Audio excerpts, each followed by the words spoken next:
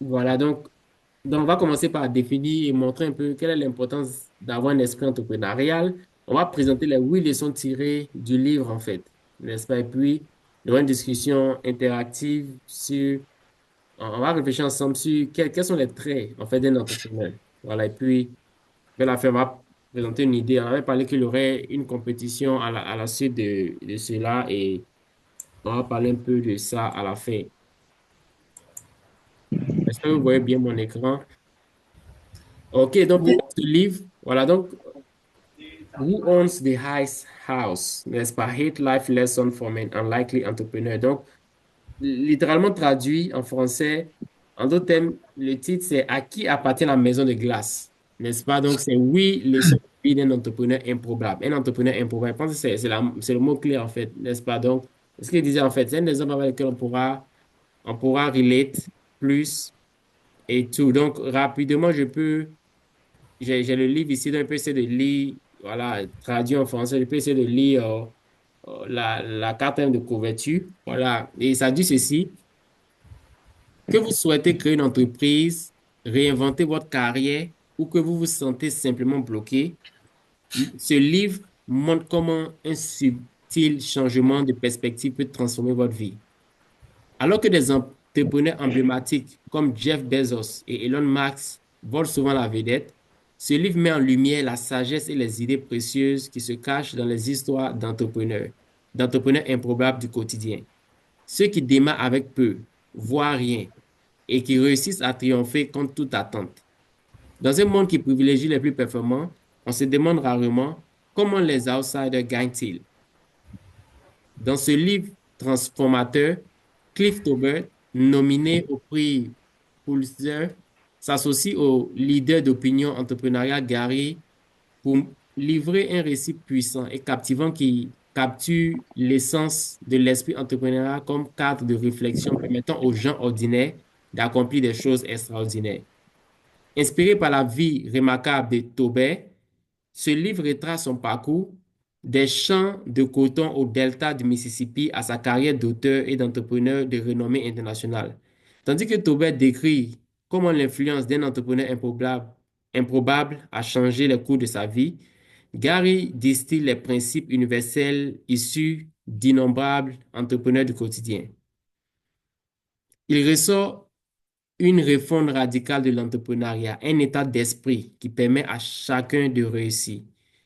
Que vous soyez un entrepreneur en herbe ou que vous soyez prêt à prendre un nouveau départ, ce livre montrera comment, un, découvrir les opportunités cachées de votre quotidien, deux, partir de là où vous êtes et utiliser ce que vous avez pour atteindre vos objectifs, trois, surmonter les croyances limitantes qui entravent vos capacités à prospérer et à vous épanouir, quatre, exploiter la sagesse d'entrepreneurs expérimentés, cinq, créer la vie que vous rêvez au lieu d'accepter le statu quo et bien plus encore.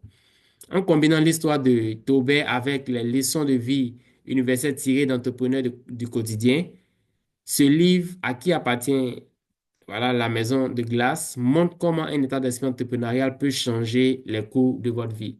Voilà, donc c'est un peu la carte de couverture, ce que ça dit.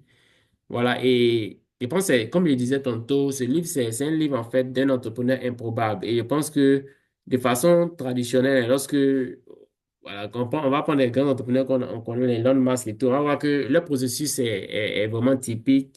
Voilà, ça veut dire tu as une idée, tu passes par un incubateur et éventuellement tu raises un capital et puis tu lances en fait. Mais je veux dire que ce qu'on rencontre dans nos quotidiens, généralement, on n'a pas forcément un capital pour commencer, n'est-ce pas? Et donc, comment est-ce que on arrive quand même, n'est-ce pas, à entreprendre et avoir du succès en fait? Et voilà, ce livre en fait parle de l'histoire de vie de quelqu'un qui a commencé avec rien, n'est-ce pas, qui a pu monter bâtir quelque chose vraiment de solide. Voilà. OK. Donc, on va commencer avec le premier point qui aborde voilà, on veut définir un peu c'est quoi un esprit entrepreneurial et en même temps, on veut parler un peu de l'importance de l'esprit entrepreneurial. Voilà, donc, selon vous, c'est quoi l'esprit entrepreneurial?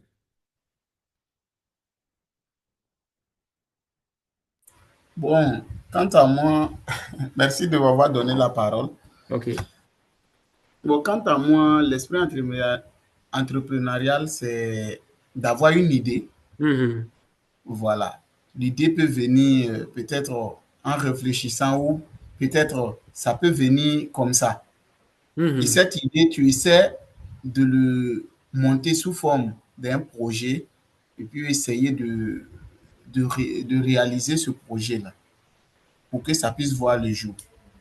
Voilà. Mhm. Mais de la manière qu'on comprend la chose, c'est pas comme ça qu'on pourra le réaliser facilement.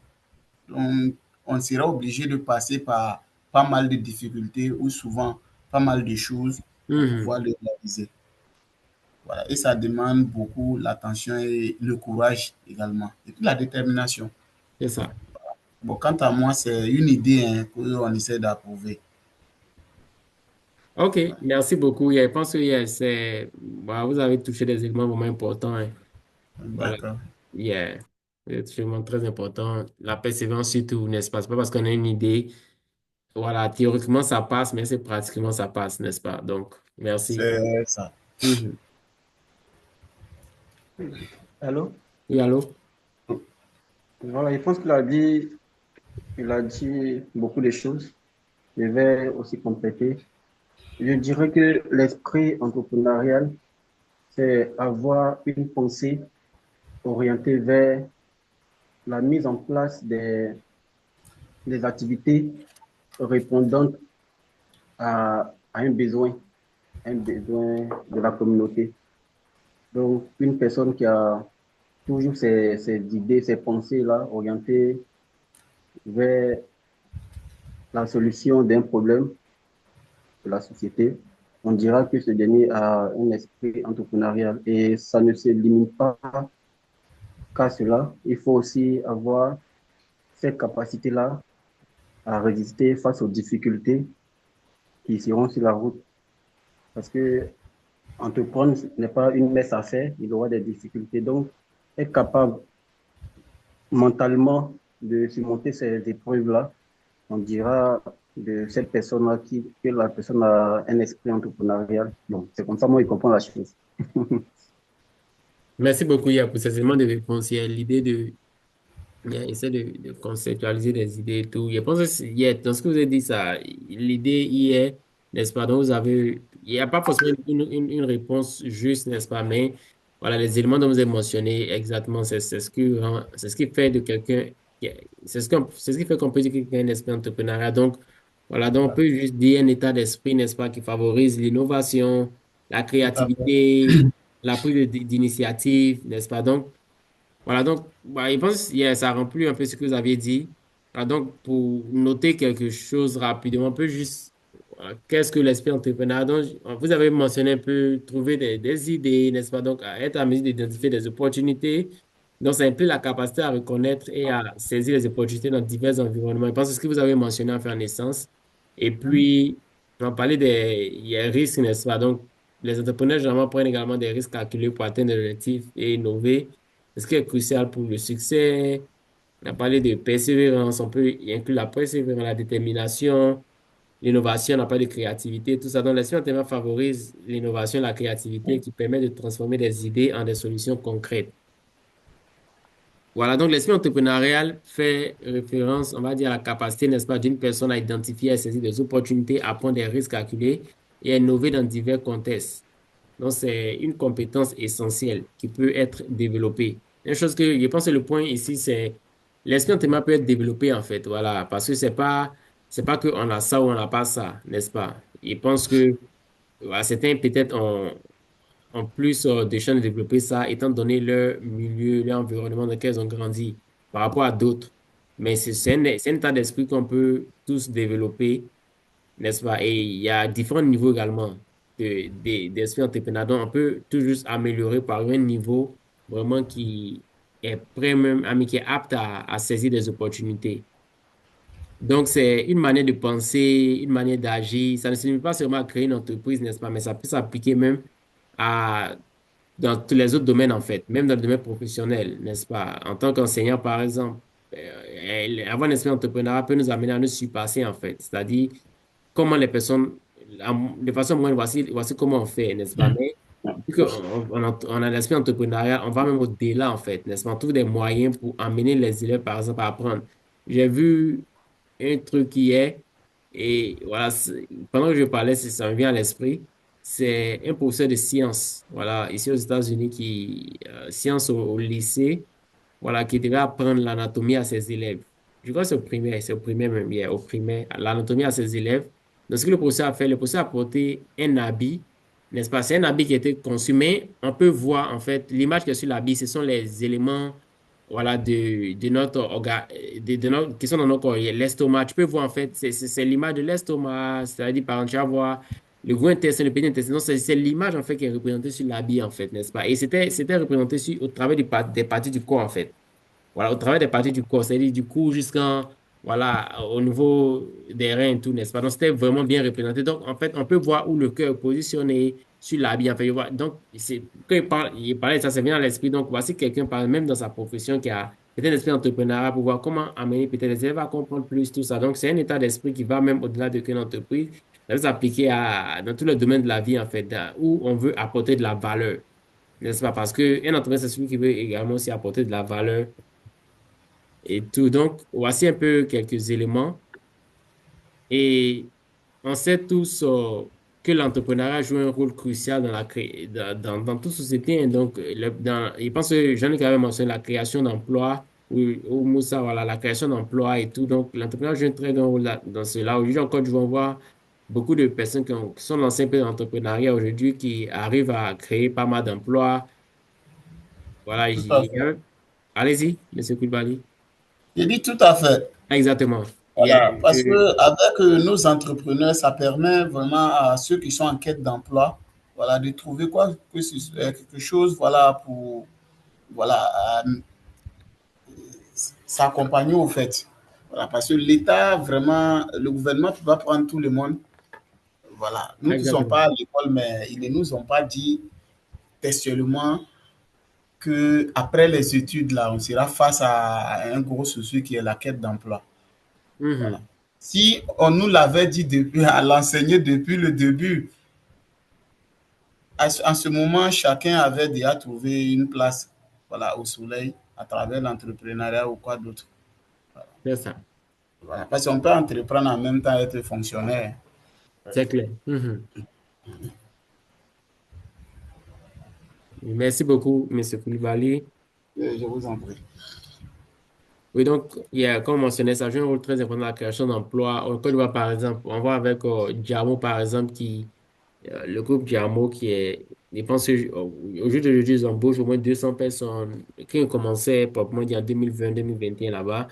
Pratiquement, c'était une équipe d'environ moins de 10, n'est-ce pas? Mais ils embauchent déjà 200 personnes. Donc, création d'emplois. On voit Aziz, avec les poulets et tout, qui embauche un certain nombre de personnes. Donc, on va voir que voilà, ça aide à créer des emplois. Ça aide aussi à stimuler l'économie, en fait.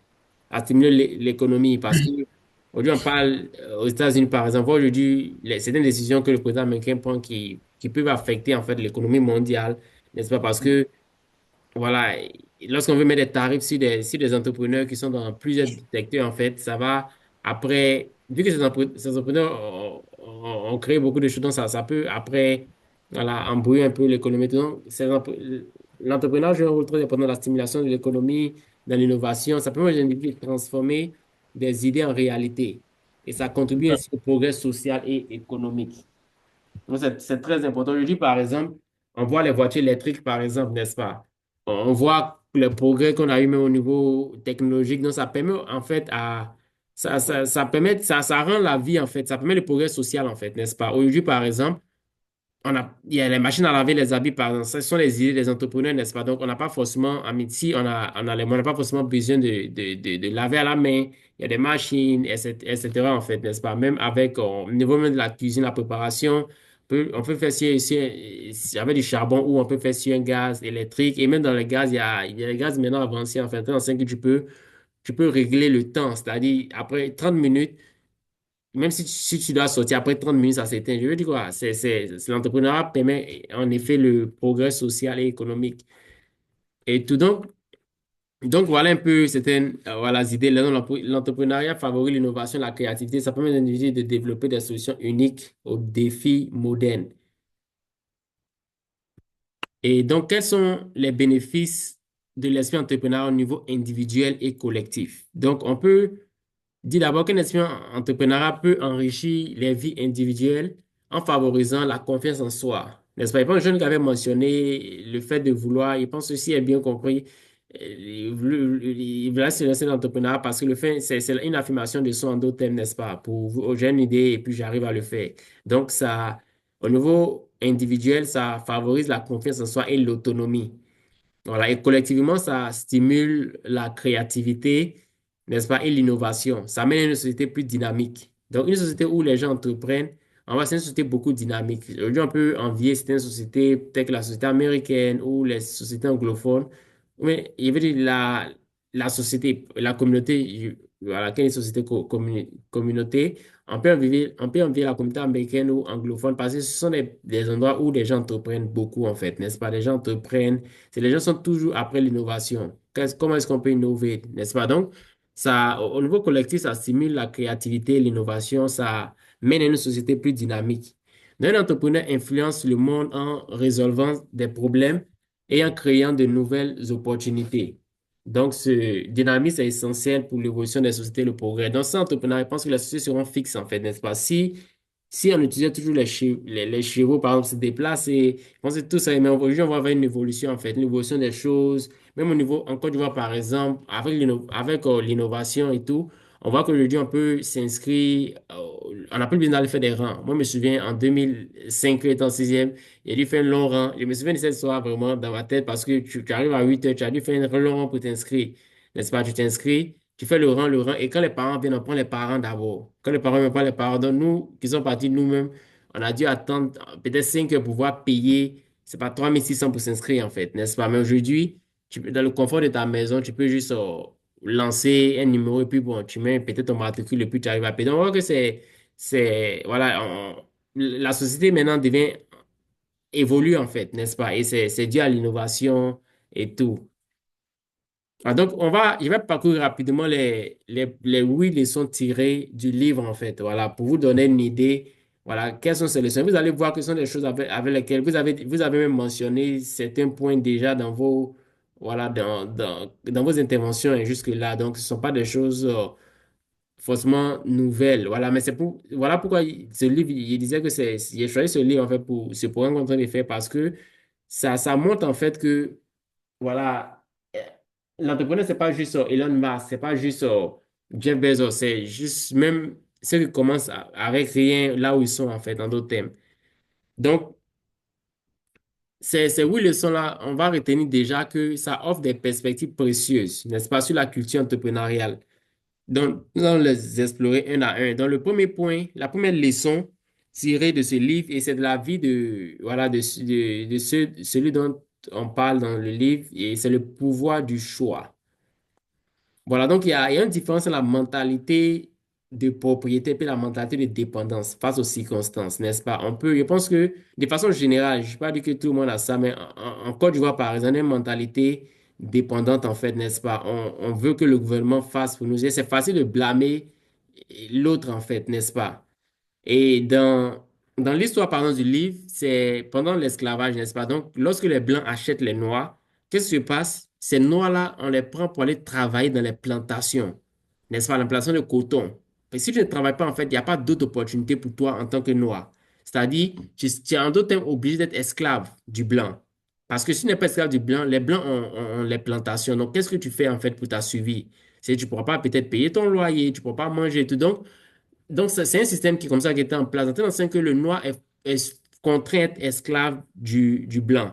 Et donc, ce monsieur en question, dont voilà, le neveu raconte l'histoire dans le livre, et c'est de là qu'ils ont tiré les 8 leçons.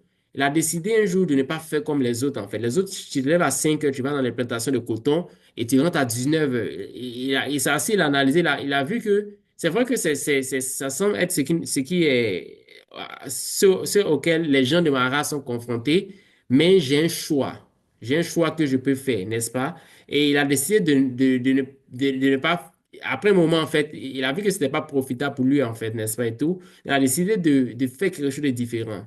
Il a décidé de prendre la responsabilité sur sa propre vie, en fait, n'est-ce pas? Donc, on va voir que, voilà, un entrepreneur fait une qualité on va voir, c'est le pouvoir du choix, en fait. Quelqu'un qui sait qu'il n'est pas limité, en fait, n'est-ce pas? On peut être dans un trou, mais on sait que même si on est dans un trou, on a toujours une décision, on a toujours un choix à prendre qui peut changer, en fait, le cours de nos vies, en fait. Donc, le pouvoir du choix permet voilà, de réussir malgré même les obstacles. N'est-ce pas? Donc c'est cette différence à faire. Donc, comme il disait tantôt, de façon générale, en fait, dans la culture ivoirienne, par exemple, c'est beaucoup, on n'est pas propriétaire, en fait, on dépend, en fait, n'est-ce pas? Vu qu'on s'est dit, bon, le gouvernement doit faire A, B, C, D, les routes ne sont pas construites, c'est toujours les regards vers les autres, en fait et tout. Peut-être un entrepreneur ici, dans l'histoire, ce monsieur en question, il a vu en fait que voilà, il n'y avait pas d'autre issue en fait. Il n'y avait pas d'autre issue. Vu que c'était la norme, tout le monde était préparé pour être esclave en d'autres termes. Mais il a décidé de le faire autrement. Et il a décidé de vendre des glaces. Parce qu'il voit que quand les gens vont dans les plantations, il fait tellement chaud sur les plantations. On va parler des opportunités après. Mais il faisait tellement chaud dans les plantations. Il s'est dit, bon, et si je vends des glaces, en fait, n'est-ce pas? Donc, quand les gens sont en train de travailler, ils sont fatigués, ils ont besoin de boire l'eau glacée, n'est-ce pas? Donc, ils vont venir acheter. Donc, c'est ce business-là qu'il a créé, en fait. Et c'est ce business-là qui était, voilà, ça a pris de l'ampleur, en fait. Voilà. Et en fin de compte, que ce soit les membres de sa famille, les autres, maintenant, en d'autres termes, après, chacun se demande, mais pourquoi j'ai pas vu, j'ai pas su, en fait. Donc, il s'est commencé par un choix, en fait, par une décision, n'est-ce pas? Donc, je pense que c'est quelque chose d'important, en fait, n'est-ce pas? Pour qu'on peut, il veut dire, on peut améliorer, en fait, même en tant que, avec les expériences qu'on a déjà en tant qu'entrepreneur et tout, et pour vraiment être conscient on peut décider, on peut prendre des décisions qui peuvent changer le cours des choses, en fait, le cours de la société, en fait, n'est-ce pas? La dernière fois, je, je réfléchissais, voilà, il pense que vers la fin, il va mentionner, il y aura une compétition qui sera faite pour ceux qui veulent participer. Mais une chose qu'il va dire par rapport à ça, quand on y sera, c'est, vous n'avez pas besoin de prendre un projet sur lequel vous travaillez, voilà, parce que, voilà, cet enrichissement, c'est pas où ça va arriver, en fait, n'est-ce pas? Pour ne pas qu'après, quelqu'un dise, bon, mon idée est partie et tout. Donc, vous pouvez juste prendre un autre problème, peut-être, qui existe. Peut-être c'est pas votre passion de résoudre ce problème, mais vous pouvez monter cette compétition avec ce problème. Et après, je vais en parler quand on va arriver.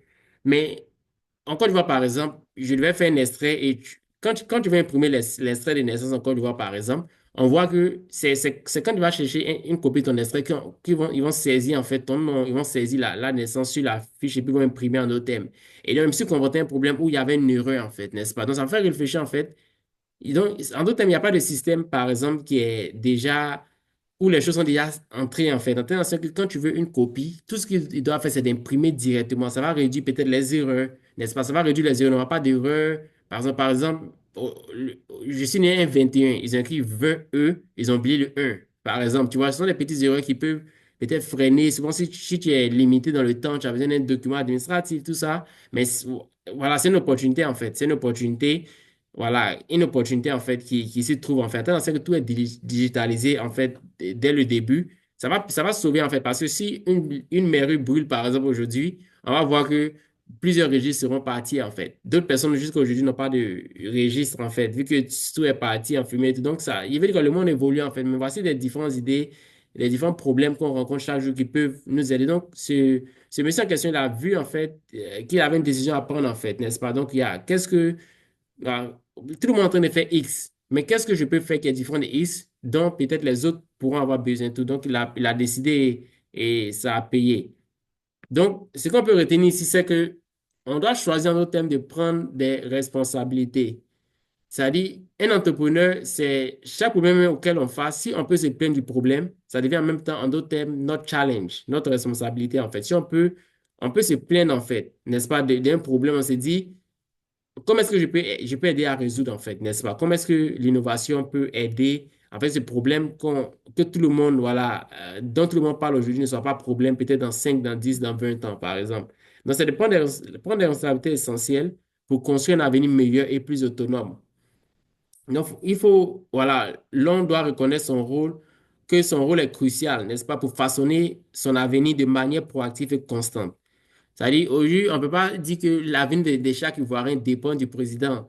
n'est-ce pas? Même si ça dépend en partie des décisions qui sont prises, mais je pense que chacun doit, n'est-ce pas? À la fin de la journée, la vie de chacun dépend de la personne, en fait. N'est-ce pas? Ça dépend de la personne, des choix, de tout. Donc, je pense que celui qui a l'esprit entrepreneur, en fait, il voit son rôle, en fait, dans sa propre, voilà, dans sa propre vie, dans la création de son propre avenir, en fait.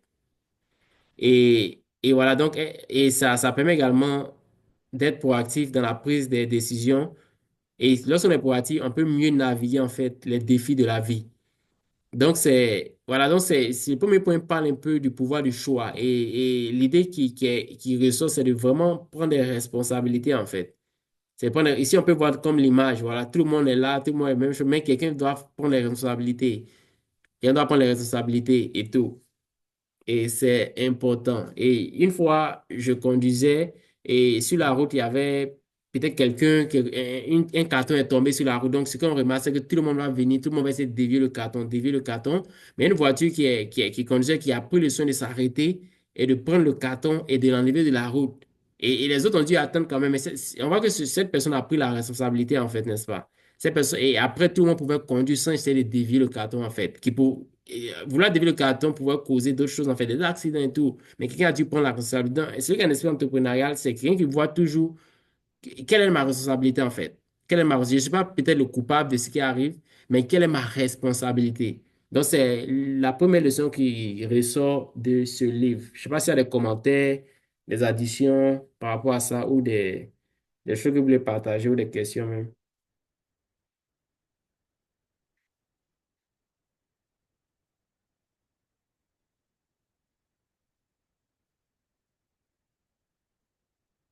OK, donc je vais prendre le silence pour, voilà, je suppose que je dois continuer. D'accord, on te suit en tout cas. OK, ça marche. Voilà, on te suit. OK, la deuxième leçon parle de reconnaître les opportunités. Quelqu'un aime dire comme ça que, ah mais en grec, quand vous partez en Grèce, par exemple, il y a une statue qui existe en Grèce, n'est-ce pas? Mais c'est une statue, c'est l'image d'une femme, en fait, n'est-ce pas? La statue, on ne peut pas voir sa face, en fait, on ne peut que voir son dos. Et donc, Mhm. cette statue s'appelle statue de l'opportunité. Et ce qui est dit, c'est que l'opportunité, comment les Grecs traduisent ça, c'est que l'opportunité est comme une femme, en fait, dont on ne peut voir que le dos. C'est quand elle vous dépasse qu'on voit.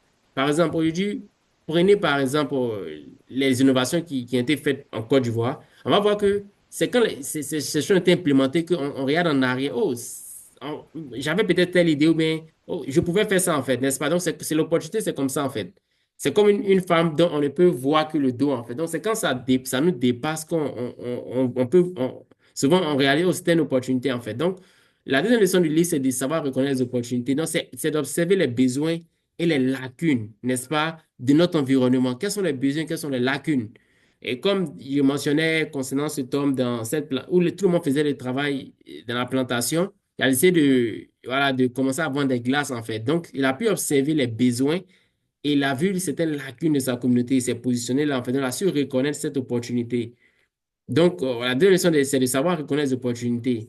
Aujourd'hui, par exemple, on va voir que, je ne sais pas si c'est aussi développé en Côte d'Ivoire que peut-être dans les autres pays, mais il y a un temps où c'était les hôtels. Les hôtels étaient beaucoup utilisés et tout. Mais ce qui est arrivé, il y a eu un autre besoin. Certaines personnes se disaient, bon, les hôtels, ça semble encore peut-être plus formel ou c'est un peu plus cher. Mais est-ce qu'il n'y a pas d'autres moyens? Ils ont créé maintenant des Airbnb, par exemple, n'est-ce pas? Où on peut, quand vous partez dans une ville, au lieu de louer un hôtel, vous pouvez louer peut-être une chambre dans une maison de quelqu'un, en fait, n'est-ce pas? Donc, c'est aussi une innovation dans la mesure où ces personnes n'ont pas forcément, ils n'ont pas besoin d'assez de luxe, d'assez de confort. Tout ce qu'ils veulent, c'est une place pour pouvoir dormir, en fait, n'est-ce pas? Donc, ces personnes avaient leurs besoins qui étaient satisfaits. Ils avaient leurs besoins qui étaient satisfaits et à moins coût, par exemple. Donc, voilà, donc c'est d'observer les besoins et les lacunes de la société et puis voilà, de savoir reconnaître les opportunités autour. Donc, le point retenu, c'est de tirer des parties des opportunités. Donc, les entrepreneurs qui sont prospères savent identifier et exploiter les opportunités là où d'autres voient des obstacles. Voilà, là où d'autres voient des obstacles, les entrepreneurs, c'est ceux qui peuvent, voilà, identifier, non seulement identifier, c'est important d'identifier, mais c'est d'exploiter ces opportunités, en fait. C'est ce qui fait d'un entrepreneur un entrepreneur. Donc, cette leçon nous encourage avoir une mentalité d'ouverture et d'agilité. C'est où tout le monde parle, il y a un problème ici, mais quelle est l'innovation? quelle est la solution en fait? Donc, quelle est l'opportunité? Chaque problème cache en d'autres termes une opportunité en fait. Chaque problème cache une opportunité. Chaque problème cache une opportunité. C'est de trouver en fait l'opportunité en fait.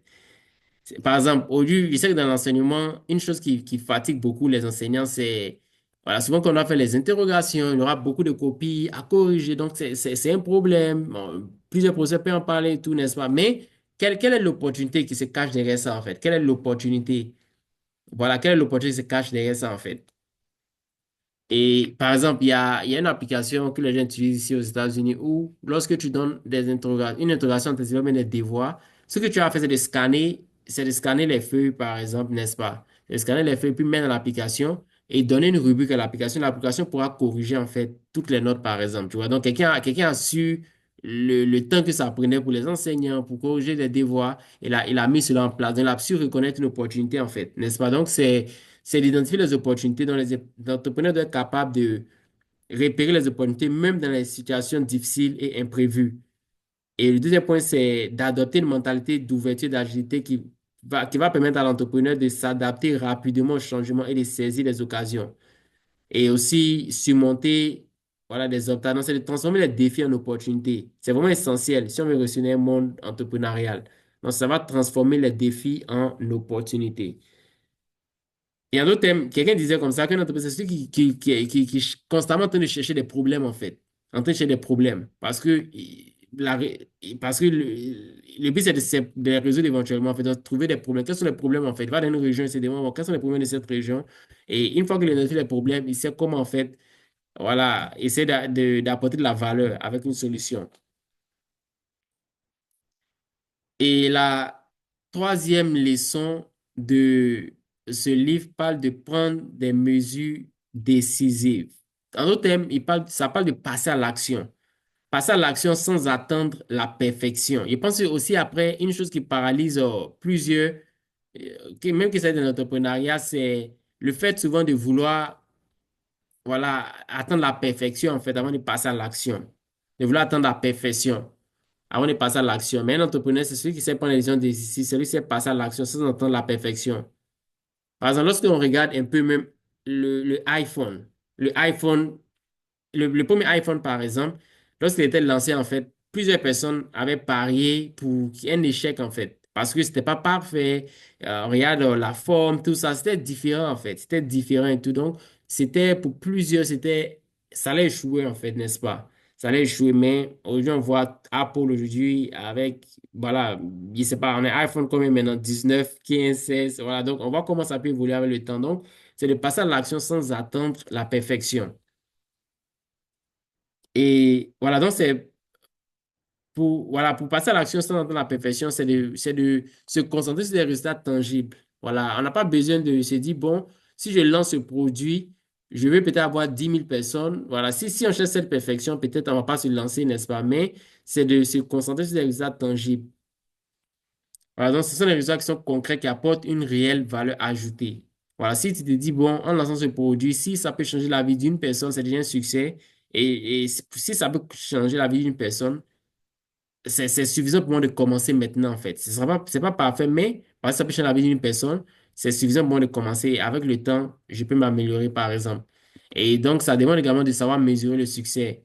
Il faut mesurer le succès selon les critères qui sont significatifs afin de pouvoir évaluer l'efficacité des efforts fournis, qui est très important. Donc, cette leçon 4 là, cette leçon, en fait, parle de passer à l'action, en fait, sans entendre la perfection. C'est la leçon 3 pardon. Et la leçon 4 maintenant, parle de gérer efficacement les risques.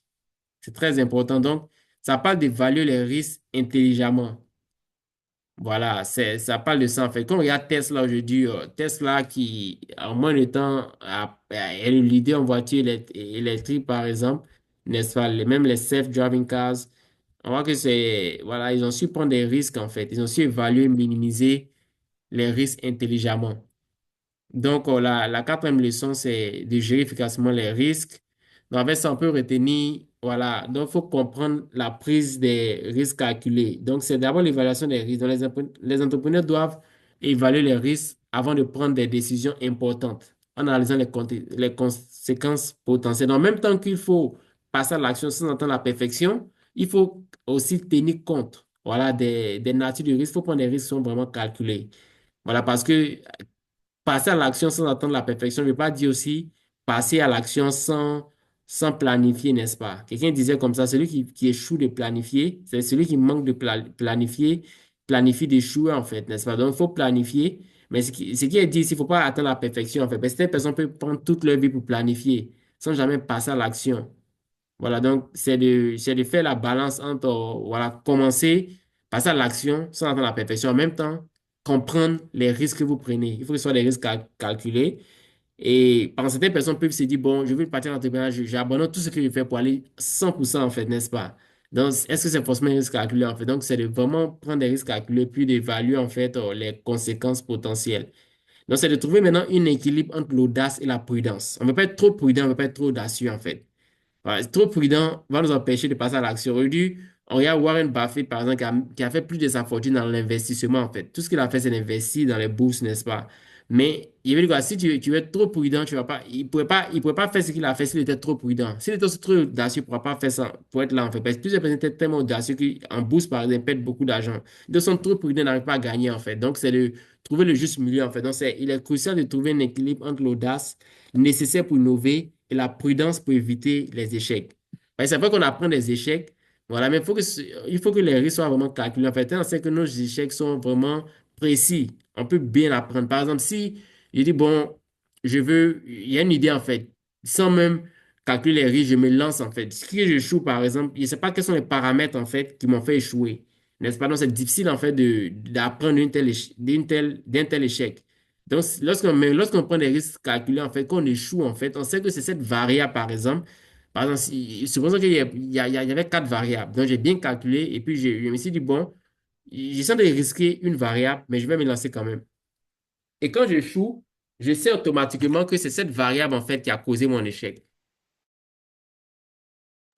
Et voilà, je sais automatiquement que cette variable a causé mon échec. Donc, je peux apprendre rapidement de tel échec, en fait. Donc, et lorsqu'on arrive à prendre des risques calculés, ça nous permet de prendre des décisions informées. Voilà, désolé.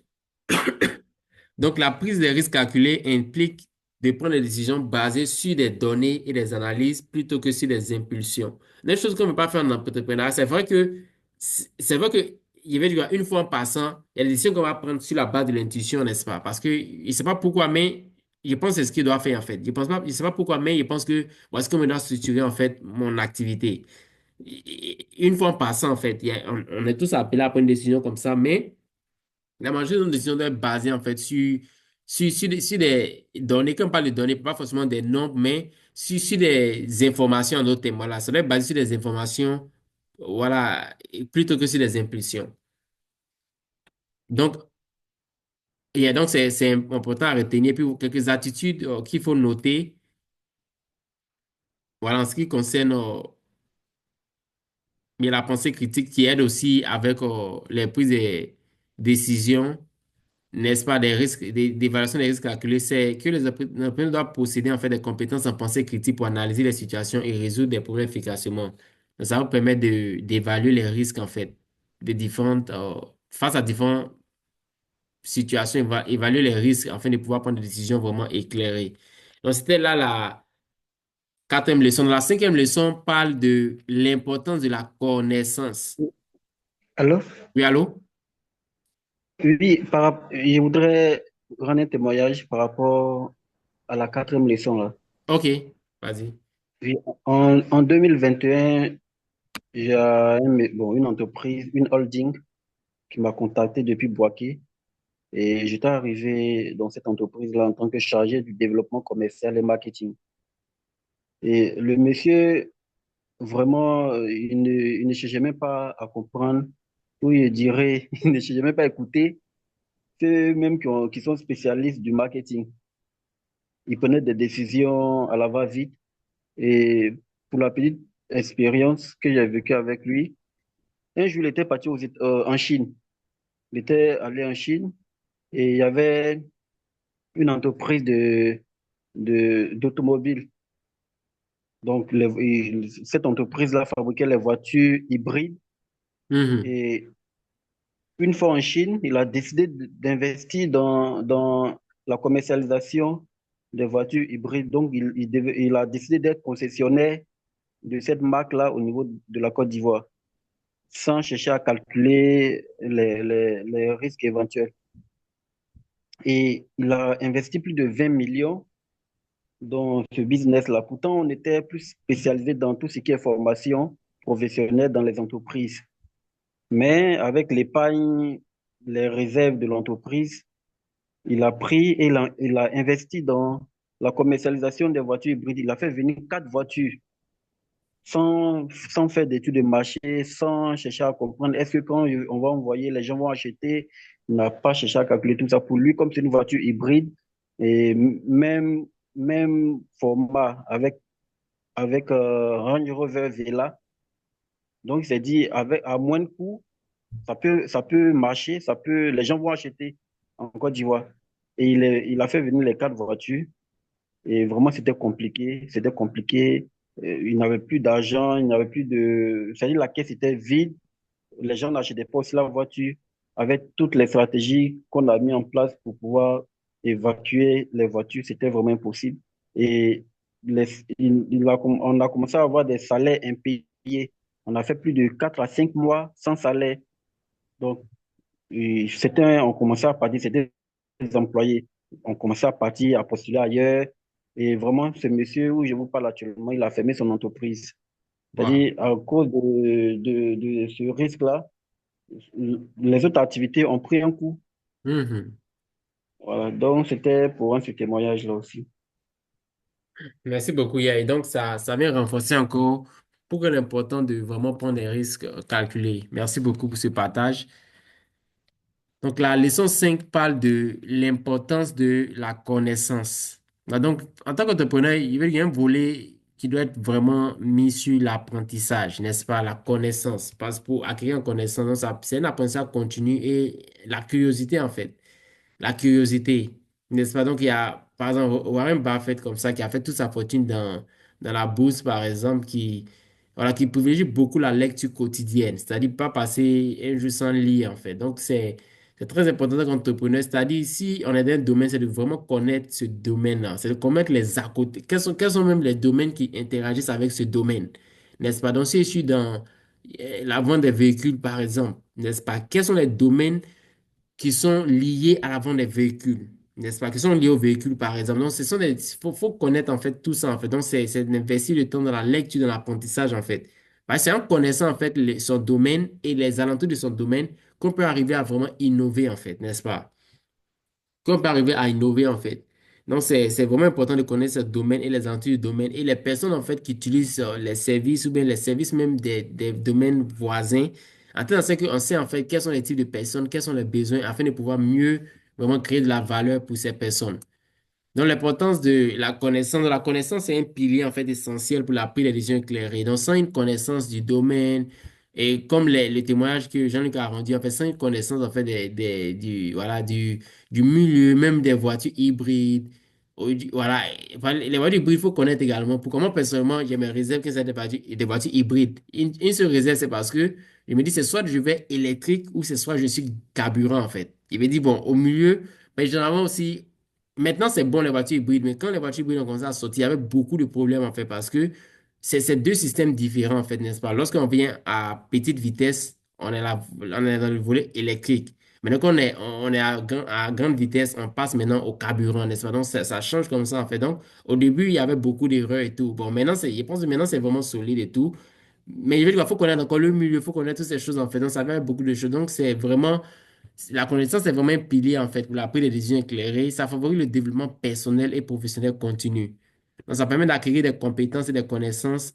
Ça nous aide à nous adapter en fait au changement du monde. Parce que le monde change en fait. Voilà ce qu'on doit réaliser.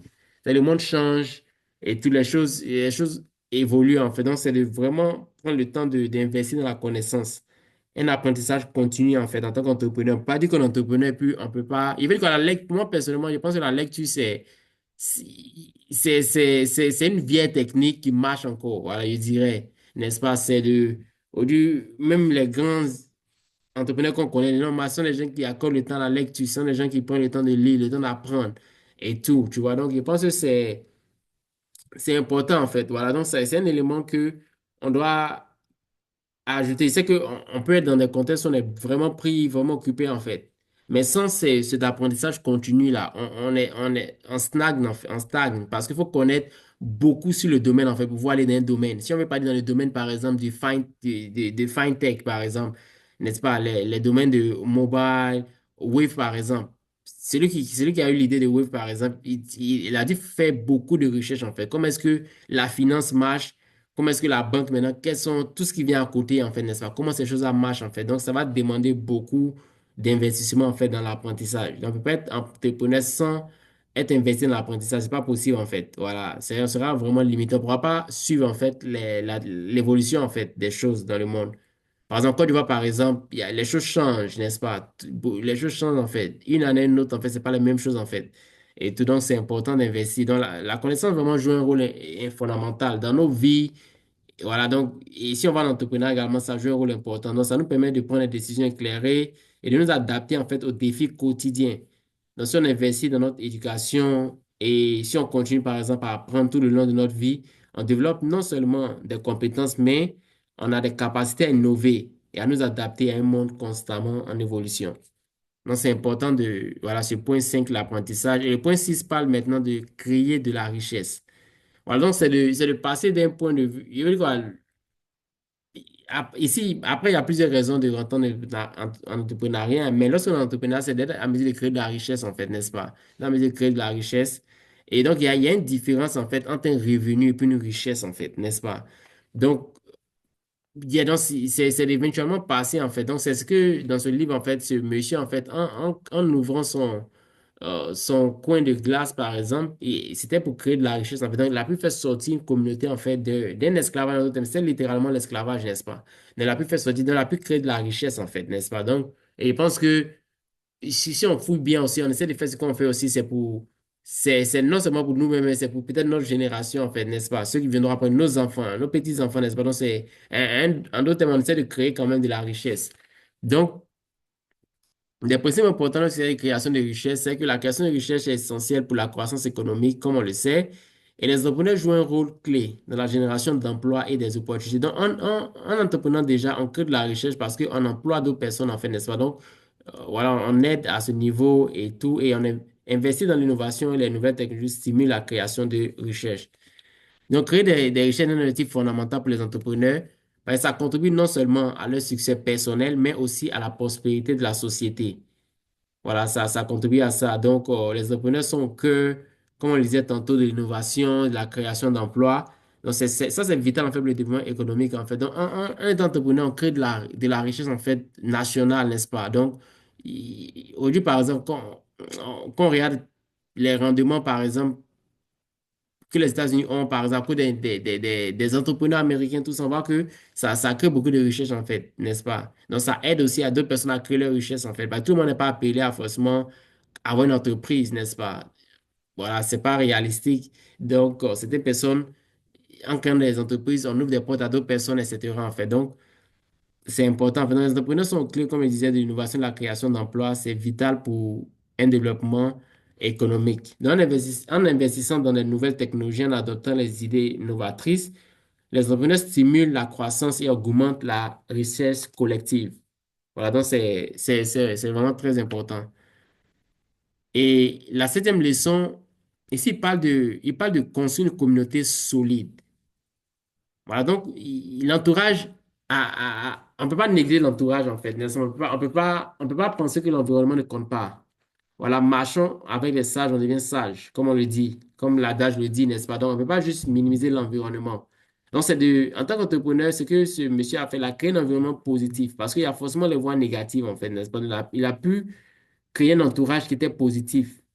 Et voilà, donc aujourd'hui, ça peut se faire de plusieurs manières. Il y a les systèmes de mentorat, il y a les il y a les différents groupes de personnes qui partagent les mêmes idées, c'est-à-dire les mêmes philosophies et tout. Donc, il y a des réseaux de soutien aujourd'hui qui existent, par exemple, pour les entrepreneurs et tout et tout. Donc, pour construire une communauté solide, en fait, c'est de pouvoir réseauter, développer, n'est-ce pas, des relations. Donc, les relations vous aident, par exemple, en tant qu'entrepreneur, à ouvrir des portes et à créer des opportunités dans le monde des affaires. Donc, avec un réseautage efficace, on peut partager des ressources, des idées et des conseils précieux entre entrepreneurs. Je pense, en d'autres termes, on essaie de faire ça ici avec ce programme qui a été mis sur pied, c'est de partager des informations qui peuvent être utiles, en fait, qui peuvent nous aider à voir l'entrepreneuriat d'un autre angle et qui peut nous booster même, pourquoi pas, à commencer quelque chose qui aura encore plus d'ampleur que ce qu'on fait déjà. Donc, avec la collaboration entre des partenaires, par exemple, la collaboration des partenaires peut conduire à des projets innovants et à des succès partagés. Donc, c'est important, en fait, de construire une communauté, voilà, autour de l'entrepreneur, en fait. C'est important de construire cette communauté-là. Et le huitième point, je pense que ça a été mentionné dans vos deux interventions. Et voilà, c'est la dernière leçon qui est issue du livre, c'est rester persévérant. C'est très important parce que, non parce qu'on a une bonne idée, c'est pas parce on a vu une opportunité et tout qu'on est garanti que ça va réussir, en fait, n'est-ce pas? Donc, il y a le volet persévérance qui existe. Donc, c'est de savoir surmonter l'échec et rebondir. Voilà, c'est savoir supporter l'échec et rebondir. En fait, je pense que généralement, les histoires qu'on écoute des entrepreneurs, ça ne nous dit pas tout, en fait. Généralement, on écoute peut-être une vidéo de 2 heures, de 3 heures. Et donc, généralement, ce qui se passe, c'est que on a un résumé, en fait, n'est-ce pas? Et généralement, les résumés sont focalisés sur les étapes. Oh, et il n'y a pas le temps de parler des échecs, en fait, parce que ça a pris peut-être 10 ans pour construire. Donc, si on veut regarder tous les échecs des 10 ans, c'est tellement beaucoup. Donc, généralement, quand on écoute, en fait, on écoute seulement la partie qui est bien, en fait, n'est-ce pas? On oublie, en fait, que ce chemin est parsemé, en fait, d'épines, en fait. Il y a des épines avant d'arriver où ces personnes sont arrivées. Donc, en tant que des personnes, en fait, qui sont intéressées, qui sont entrepreneurs, on doit comprendre l'importance de rester persévérant. Voilà, on peut faire face à plusieurs défis. Ça peut être le manque de financement. Pour un projet, peut-être qu'on pense être innovateur, ça peut être beaucoup de choses, en fait, mais c'est de rester persévérant, en fait. Voilà, donc, c'est de maintenir la persévérance et la résilience. Donc, la persévérance, c'est la capacité, comme on le sait, c'est à continuer malgré les difficultés. Donc, c'est une qualité cruciale pour le succès, que ce soit en entrepreneur ou même dans notre propre vie. Sans la persévérance, on peut rien accomplir, en fait, n'est-ce pas? Donc, pour être là où nous sommes aujourd'hui, chacun de nous, n'est-ce pas, a dû être persévérant quand même. Voilà, parce que c'est pas comme si on est né en même temps, ça nous a été donné, en fait. Donc, il y a eu besoin d'être persévérant. Mais il y a l'importance également de la résilience. Donc, la résilience, ça nous aide à rebondir. Voilà, parce que on peut continuer en fait, mais souvent, il peut nous arriver de tomber en fait. Mais est-ce qu'on peut rebondir en fait, n'est-ce pas? On peut commencer quelque chose et puis il y a une pause par exemple. Il peut y avoir le temps de l'attendre, il y a une pause. Peut-être il y a le temps de maintenant venir repenser une nouvelle stratégie. Mais est-ce qu'on pourra rebondir en fait? Donc la résilience est important car ça nous aide à rebondir après les échecs. Ça permet de nous relever et d'avancer avec force. Donc, lorsqu'on tombe, en fait, on peut tomber, n'est-ce pas? Mais on peut se relever puis avancer. Même pas avancer, on peut avancer maintenant avec force, en fait. Donc, on a besoin de la résilience. Et ça nous permet également aussi de surmonter les obstacles. Ça permet de surmonter les obstacles et c'est vraiment essentiel si on veut croître personnellement et si on veut réaliser nos objectifs, en fait. Donc, c'est important, voilà, pour nous de maintenir la persévérance et la résilience. Donc, ce sont ces 8 leçons-là qui sont tirées du livre. Donc, chacune de ces leçons, en fait, nous permet de mieux comprendre l'état d'esprit d'un entrepreneur, n'est-ce pas? Donc, l'esprit entrepreneurial et comment l'appliquer à notre propre vie.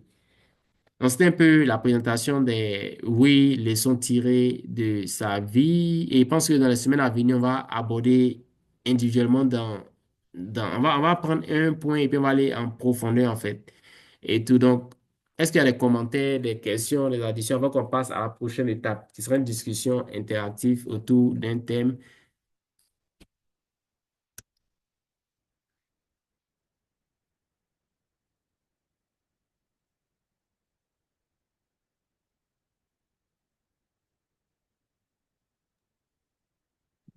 Allô? Oui, allô?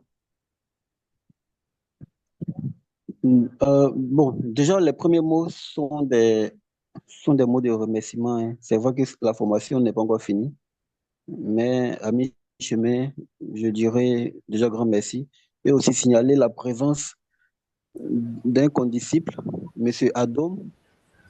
Il nous a pris en cours de route.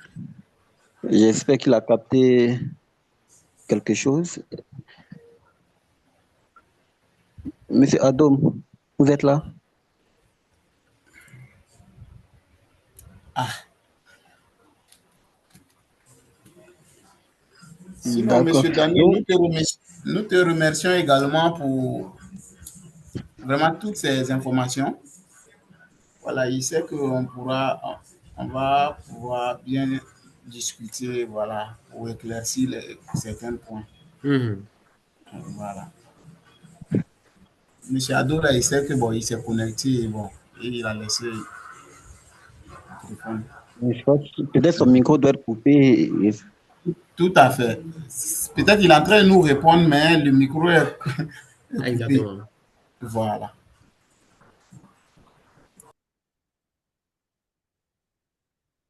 Donc, je pense qu'avec les échanges, on pourra encore enrichir les choses. OK. Et avant que on ne vienne aux échanges, il y a un lien que je vais mettre dans la discussion, si je peux trouver rapidement. Allô? Oui, allô? Bonsoir à tous. Bonsoir. Merci. C'est Adam. Comme Moïse le disait, je vous ai pris en cours, mais je tenais déjà dans les premières lignes à vous dire merci pour la démarche. Et puis, comme vous l'avez souligné, je pense que les prochaines fois, on aura l'occasion de rentrer en profondeur dans les chapitres. C'est ça. Puis, je pense que voilà, on aura une très bonne orientation et puis commencer à relever quelques, quelques difficultés pour pouvoir les porter pour qu'ensemble on puisse échanger là-dessus. Déjà, merci et puis on est ensemble. OK. Merci beaucoup. OK. Donc, il y a ce lien que je vais mettre dans la discussion. C'est juste un test qui va permettre de, voilà, après ce qu'il veut dire, c'est juste un test, voilà, c'est basé sur une théorie, voilà, mais ça n'a pas forcément défini. Après, il y a un score, en fait, en fonction de vos réponses, il y a un score qui vous sera envoyé. Voilà, je viens de mettre dans la discussion.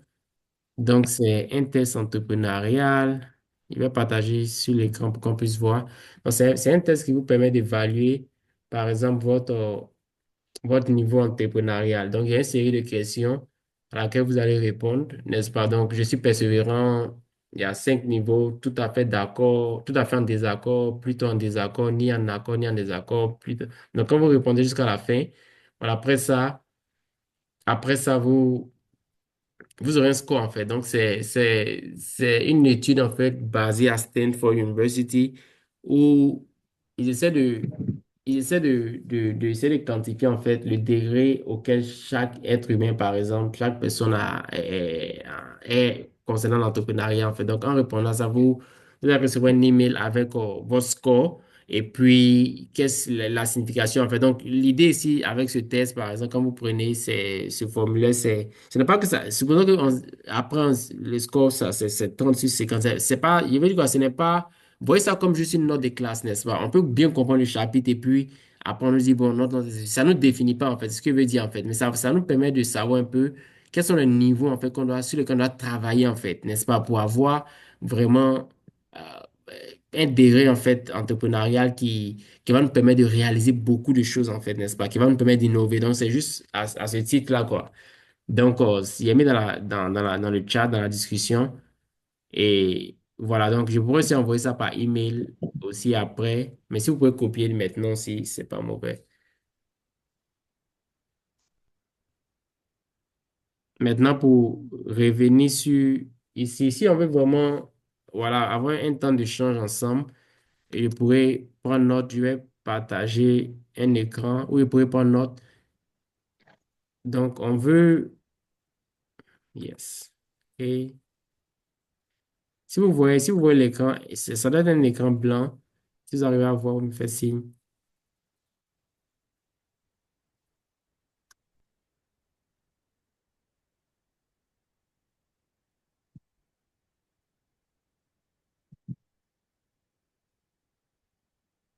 OK, vous arrivez à voir. Et voici un peu. Prendre mon stylo ou ce que je vais faire. OK, un instant, je prends mon stylo. Donc, quand on pense à. Quels sont les traits? Quand on pense au mot entrepreneuriat ou entrepreneur, n'est-ce pas? Quels sont les traits quels sont les traits caractéristiques qui vous viennent à l'esprit, en fait? Genre des adjectifs qui vous viennent à l'esprit lorsque vous pensez à l'entrepreneuriat.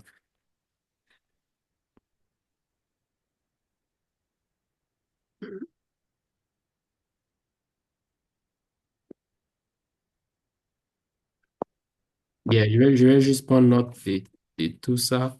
Je vais ouvrir notre document Word, ça sera plus facile que...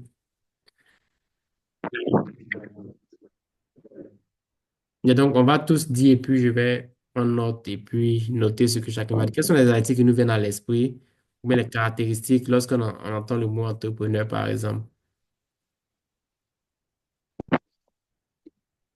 ou entrepreneuriat? Bon, déjà comme premier trait, hein, Jean-Luc, oui, comme premier trait, je parlerai d'opportuniste. Un entrepreneur, c'est un opportuniste. Ok, opportuniste. Au fur et à mesure, on peut, pêle-mêle, chacun peut ouvrir son micro et parler. Bon, un entrepreneur, pour moi, c'est quelqu'un qui prend des risques, hein. Voilà, c'est quelqu'un qui prend des Bon, risques un, et qui un est risque. vraiment ferme aussi sur ses convictions. Mhm. Donc, il y a conviction. Ensuite, Bon, je ne sais pas si je vais dire sociable. Bon, sociable, je ne sais pas si c'est le mot qui convient. C'est-à-dire qu'il pense, bon, je sais pas comment- en fait, quelqu'un qui pense au bien-être de la société.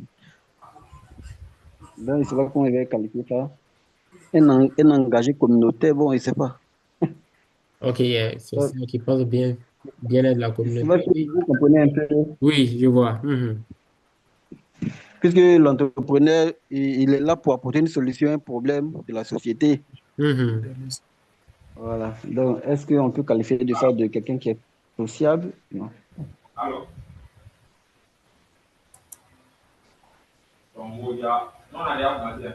Je pense aussi à quelqu'un qui est passionné, peut-être par quelque chose, par son domaine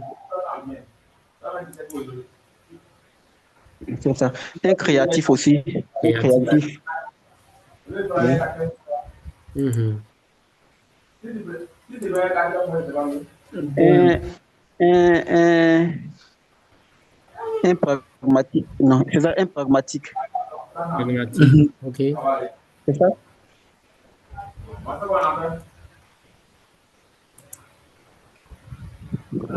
C'est quelqu'un qui est déterminé, D'accord. persévérant. Mhm.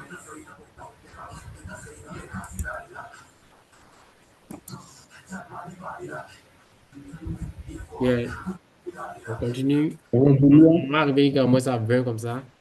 20 articles. Résilient. Résilient,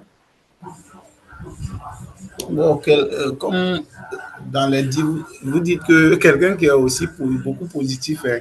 positif, ok. Voilà, persévérant ou positif, c'est presque la même chose. Voilà, parce que souvent, lorsque la personne aussi essaie de trop partager son projet aux autres, bon, il y a d'autres qui peuvent le décourager. Exactement. Donc, Mhm. voilà, il est préférable que la personne reste ferme. Voilà, essaie d'un peu cacher ce projet-là. Voilà, c'est quand ça va voir le jour, voilà, il pourra peut-être en parler aux autres. Exactement. Puis on peut Ouais, dire aussi un leader. Leader, ok. ouais, c'est un leader quand même. Leader.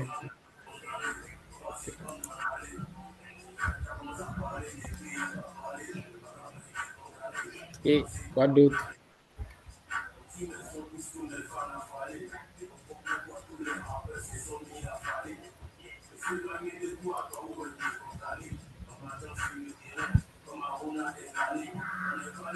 Allô? Oui, allô? Allô? Oui, allô? Oui, Bon, on alors, va dire que c'est quelqu'un qui porte une vision, Vision, donc visionnaire. un tout à visionnaire. fait.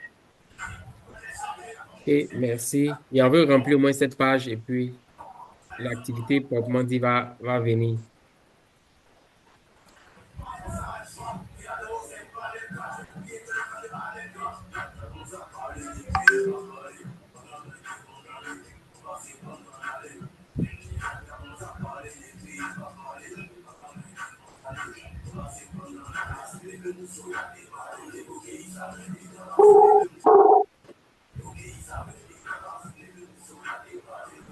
Est-ce qu'on peut dire aussi Un communicant. Ok, communicant. On peut parler de quelqu'un qui a tendance à transformer un aspect, quoi. Je sais pas si c'est un transformateur, je sais pas comment exprimer. Peut-être Formateur. que je Ok. prends un Mhm. exemple.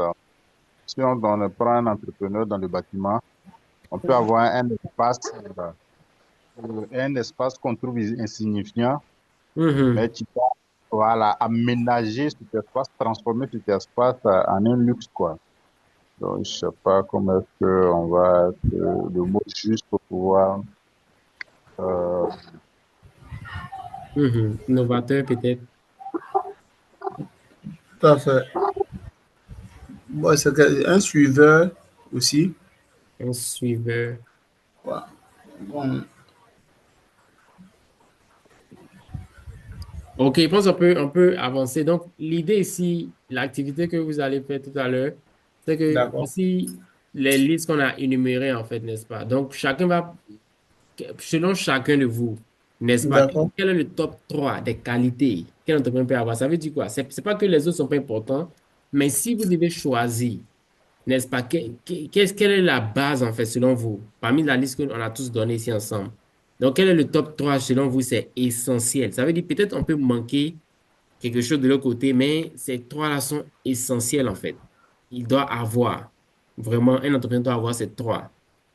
Donc, voilà, Bon, chacun va prendre un peu de temps, peut-être 1 minute.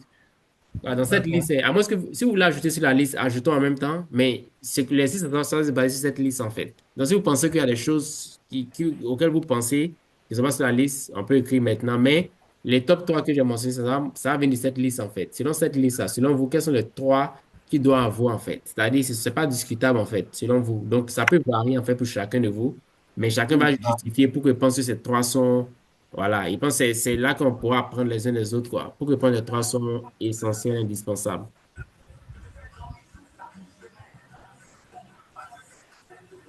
Donc, celui qui a ces 3 peut commencer.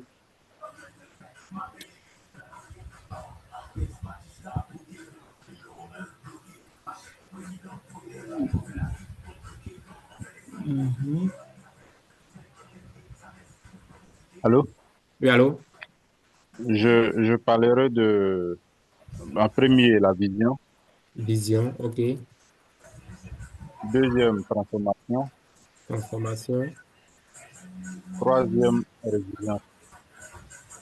résilience, OK. Et Je sais pas pourquoi, si, selon vous? je sais pas si tu m'as- Parce que la vision, c'est déjà une idée qu'on porte, un projet qu'on Mhm. porte. Euh, ce projet, ce rêve-là, il faut transformer ce rêve-là en, en, en une réalité. C'est-à-dire qu'il faut transformer de ce rêve pour que ça soit de façon palpable, pour que ça soit en plus. Maintenant, une fois qu'on a pu transformer, ça devient le début du, du, du- du- de la mise en place du projet. Mhm. Donc, c'est un peu, je parle de la transformation, de la vision en idée réelle, bon, ou bien de Mhm. façon palpable. Maintenant, en troisième vient la résilience. C'est que dans cette phase de transformation, il y a du chemin à parcourir. L'échec, le regard, le rejet, la non-compréhension même parce qu'on peut porter un projet et puis on ne maîtrise pas tous les contours. Mhm. Voilà. De tout ça, il faut être vraiment résilient pour que la vision première, le rêve, puisse devenir réalité. Et merci beaucoup, yeah, pour cette réponse. Yeah, merci pour le partage. Merci, Monsieur Koulibalou, Monsieur Roux, Bon, bon, intervenir. moi, je parlerai de l'esprit d'initiative. Initiative, OK. Voilà. Bon, c'est quelqu'un qui est créatif, au fait. Mhm. Voilà. Et ce qu'il veut créer, il veut que ça soit utile aux autres. Voilà. Donc, c'est quelqu'un qui pense beaucoup et qui sait ce qu'il cherche, au fait. Mhm. Bon, le deuxième, on a le sens du leadership. OK. Voilà. Le leader, c'est quelqu'un qui a une vision. Ça veut dire qui a une vision lointaine par rapport aux autres. Ça veut dire Mhm. ce que lui voit, les autres n'ont pas encore cette capacité de conception de ce qu'ils voient actuellement. Mais c'est au fur et à mesure que les gens puissent le comprendre. Bon, en ce moment encore, il est en train de créer un autre truc que les gens ne voyaient pas. Donc, un entrepreneur doit avoir je peux dire, avoir ce sens-là. Et puis aussi la capacité de gérer. Mhm. Quelqu'un qui a la capacité, voilà, un gestionnaire. Alors, on ne peut pas entreprendre sans maîtriser un peu quelques bases dans la gestion. C'est que ça serait compliqué dans ce sens. Voilà. Bon, quand on dit résilience aussi, stress et tout ça aussi, Monsieur Adon Raoul vient d'en parler. Donc, j'ai dépassé les trois. Je suis déjà Ouais, donc, il y a plus d'autres comme initiative, leadership et puis résilience pour tout à fait. terminer. OK. OK, monsieur. Oui. Parler de la vision. Je t'entends difficilement, difficilement. Je ne sais pas si c'est la même chose pour les autres. Oui, c'est le même cas.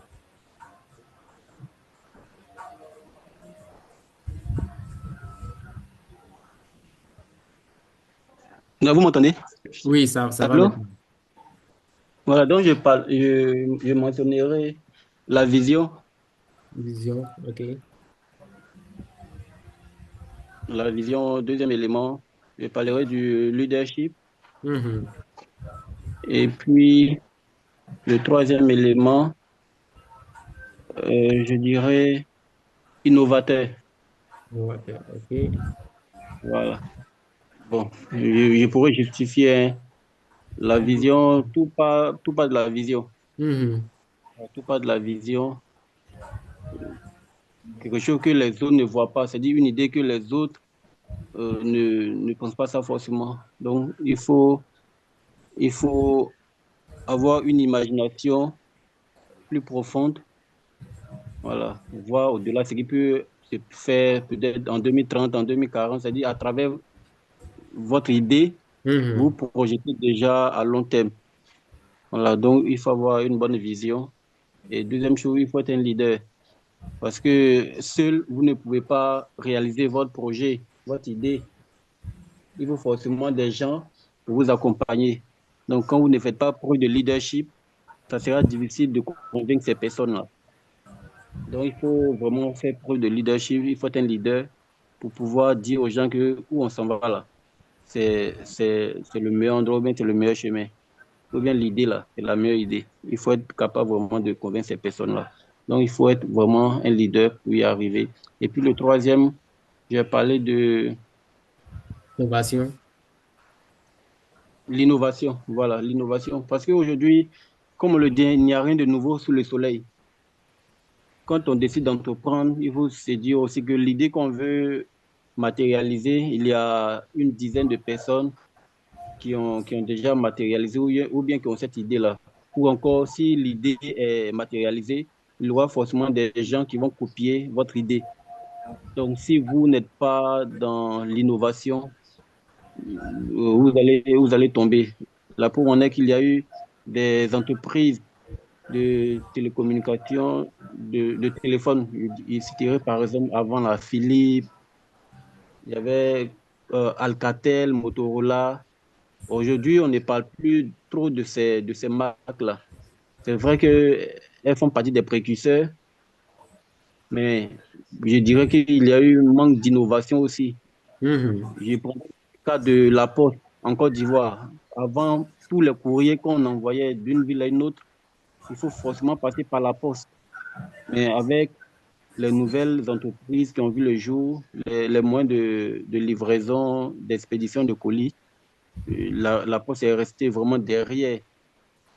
Bon, c'est maintenant, elle essaie de revenir sur la scène nationale. Donc, pour dire qu'il faut aussi être innovant quand on est entrepreneur. Bon, je vais m'arrêter là. Merci beaucoup pour vos partages, vos interventions.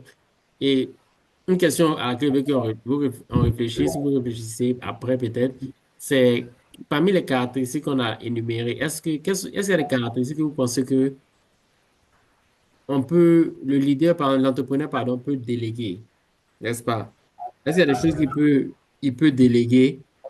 Parce que lui, il est un exemple, il peut être peut-être innovateur et tout, mais il manque peut-être en leadership, par exemple. Est-ce que vous pensez que, et c'est un tel cas, par exemple, vous pensez qu'il peut toujours être entrepreneur si il innove, mais peut-être qu'il ne sait pas forcément s'exprimer, peut-être. Bon, est-ce que c'est possible qu'il y ait du succès en tant qu'entrepreneur? Ou donc c'est quelque chose que vous pouvez réfléchir après plus tard? Parce que je pense que c'est important de penser à tout ça parce que souvent on se dit on doit avoir tout en même temps pour pouvoir être entrepreneur, n'est-ce pas? Je dois connaître A, B, C, D ou F, n'est-ce pas? Mais est-ce que, vu que Jean-Luc m'a parlé d'équipe en fait, est-ce que on ne peut pas trouver une équipe de personnes complémentaires, c'est-à-dire quelqu'un manque dans X, l'autre a un peu plus de ça et puis il réussit quand même. Donc c'est pour qu'on réfléchisse ensemble à ça dans notre temps libre parce que après ça nous permet de voir en fait comment est-ce qu'on peut vaincre même les obstacles? Ce qui peut être défaillant, ce qui peut être un manque qu'on a pour pouvoir toujours réussir dans l'entrepreneuriat, n'est-ce pas? Donc, c'est important de faire. Je pense que je vais partager par email, sinon à la séance prochaine, voilà, une forme qu'on pourra remplir encore un peu plus formelle que ce qu'on a fait aujourd'hui. Et je pense qu'à la longue, mais nos activités qu'on aura, ce seront des fiches on va partager où chacun pourra remplir, voilà, pendant qu'on est là, et puis on pourra partager, voilà, les idées et tout. Donc, il y aura beaucoup d'activités comme ça pendant, voilà, notre temps de rencontre. Donc, pour continuer un peu, voilà, avec ce point, donc, les caractéristiques des entrepreneurs qu'on réussit, en plus de tout ce qu'on a dit, hein, donc, il y a la motivation, n'est-ce pas? Donc, la motivation est très important également des entrepreneurs. Voilà, donc ça les pousse à atteindre les objectifs avec détermination, en fait. Lorsqu'on est motivé, et on a parlé beaucoup, c'est arrivé plusieurs fois l'innovation, ça permet aux entrepreneurs, en fait, voilà, de se démarquer, en fait, et d'apporter des solutions uniques à des problèmes existants. Voilà, donc, comme Jean le disait, il n'y a rien de nouveau, en fait. Donc, c'est de trouver un moyen d'essayer d'apporter des solutions, en fait, qui sont peut-être uniques, n'est-ce pas, des problèmes qui existent déjà. Ce sont les mêmes problèmes, en fait. Les hommes seront confrontés à la plupart des mêmes problèmes et tout. Donc, c'est de trouver moyen de venir avec des solutions uniques. Et puis, ça va naviguer l'incertitude. Parce que je pense que ça revient de plusieurs manières. Ici, on train de maintenant appeler des synonymes, mais sinon, ce sont les mêmes choses on a dit et tout, mais ça va naviguer un peu l'incertitude. N'est-ce pas? Donc, la capacité à naviguer l'incertitude, ça aide les entrepreneurs à s'adapter et à prospérer dans un environnement changeant. Parce que le monde change, en fait, n'est-ce pas? Même quand je dis, vous avez pu installer votre compagnie, par exemple, après, il y aura des changements au niveau même, par exemple, je dis, plusieurs business ont été créés peut-être en 2013. Aujourd'hui, par exemple, ils ont dû adapter, en fait. En 2013, il n'y avait pas assez peut-être le niveau de connexion, en fait, n'est-ce pas? La capacité de connexion Internet n'était pas aussi la même chose que maintenant. Moi, je me Tout souviens en à fait. 2012, par exemple, on a quitté la Côte d'Ivoire. C'était l'époque, tu ne peux pas regarder quelque chose sur YouTube sans que ça s'entrecoupe, en fait. N'est-ce pas? Quand tu mets sur YouTube, c'est-à-dire tu dois peut-être prendre une heure pour essayer pour que ça avance. Quand ça avance, ça avance, et puis tu recules avant de pouvoir regarder cette interruption, en fait, n'est-ce pas? Mais aujourd'hui, je pense qu'on peut regarder toutes ces interruptions et tout. Donc, les changements, c'est quelqu'un qui sait vraiment, voilà, s'adapter, quoi, et puis prospérer dans des environnements qui sont changeants. Donc, pour conclure déjà cette première séance, voilà, voilà, c'est ce qu'on vient de parcourir jusque-là. Donc, on a appris un peu certaines leçons qui ont été tirées du livre. Donc, après, on a exploré d'importantes leçons d'entrepreneurs tirées du livre À qui appartient la maison de glace. Donc, ce sont des leçons qui peuvent nous inspirer, n'est-ce pas, et nous guident, en fait, en tant qu'entrepreneurs, même futurs entrepreneurs avec d'autres réalisations. Et puis, on a parlé un peu au travers d'une activité, on a parlé des caractéristiques des entrepreneurs, on a su énumérer en fait, et comme réflexion, il a mentionné que chacun, on peut déjà réfléchir même, je pense que, voilà, il y a plusieurs traits, plusieurs caractères, mais quelles sont les choses vraiment qui sont essentielles et quelles sont les choses qu'on peut quand même si on n'a pas ça, on peut, parce qu'après on va voir, qu'on va avancer un peu les histoires même de confondre, n'est-ce pas? Voilà, on ne peut pas forcément. Une histoire de confort qui me, qui auquel je suis un peu intéressé, ou bien que j'ai entendu, par exemple, l'histoire de Diamo, par exemple. Comment est-ce que les deux sont venus ensemble pour créer Diamo, en fait? Ils ont su. Et tu vas voir qu'ils ont des différentes complémentarités, en fait, n'est-ce pas? Ils ont des différentes forces, différentes faiblesses. Ils ont pu venir ensemble, en fait, pour créer quelque chose. Est-ce que Régis Morin pouvait faire ça seul? Je ne pense pas. Est-ce que son cofondateur pourrait faire ça? Je ne pense pas, en fait. Donc, après, si je veux qu'on réfléchisse en semaine, par exemple, les caractéristiques qu'on a énumérées, quelles sont les choses vraiment essentielles? Et s'il n'a pas ça, c'est pas possible du tout. Mais quelles sont les autres choses? C'est important, mais si tu n'as pas ça, tu peux trouver la complémentarité pour ça, par exemple. N'est-ce pas? Donc, c'est important on a pu comprendre les caractéristiques fondamentales des entrepreneurs qui réussissent et comment est-ce que cela est crucial pour quiconque cherche à prospérer dans les affaires.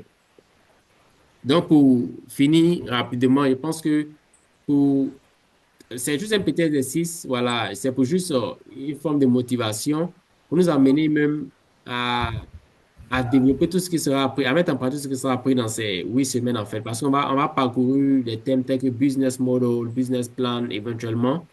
Voilà et tout. Donc, mais à la fin, je vais organiser une compétition de pitch entrepreneurial. Et comme je disais tantôt, en fait, ça n'a pas besoin d'un projet sur lequel vous travaillez présentement. Voilà. Et après aussi, je n'ai pas de moyens pour garantir que les idées qui seront partagées seront prises parce que je ne sais pas où cet enregistrement peut partir, en fait, n'est-ce pas? Donc, ça peut être quelque chose d'hypothétique, en fait. Ça peut être un problème que vous avez vu, mais ce n'est pas le problème auquel vous êtes passionné. Voilà. Moi, personnellement, je peux citer peut-être 20 problèmes aujourd'hui. Mais c'est pas quelque chose que je vais entreprendre dans ce domaine, en fait. Je suis pas passionné parce que je me dis, bon, si c'est pas passionné, je pourrais pas vraiment. Parce que après, ça va demander souvent des heures de réflexion, tu vois. Je ne suis pas passionné, je me dis, bon, je sais que c'est un problème, je sais comment on peut résoudre, mais ça m'intéresse pas, en fait, n'est-ce pas? Donc, généralement, quand je cause à des personnes, je peux mentionner certaines idées comme ça et tout. Donc, si vous avez de telles idées comme ça, vous pouvez utiliser ça ici, dans cette compétition, en fait. L'idée, c'est de pratiquer, en fait, le processus, en fait, selon ce qui sera partagé. C'est-à-dire, si vous avez pu monter ça sur un projet hypothétique qui n'est pas le vôtre, mais vous avez pu. Il y aura une liste d'informations que je vais partager par rapport à comment monter ce business de compétition de pitch là. Mais si vous avez appliqué c'est un projet X, par exemple, vous pourrez l'appliquer à votre projet personnel, en fait. Donc, c'est l'idée qu'elle a. Donc, comme je disais, voilà, vous n'êtes pas obligé. Sinon, j'encourage de ne même pas utiliser un projet sur lequel vous voulez travailler.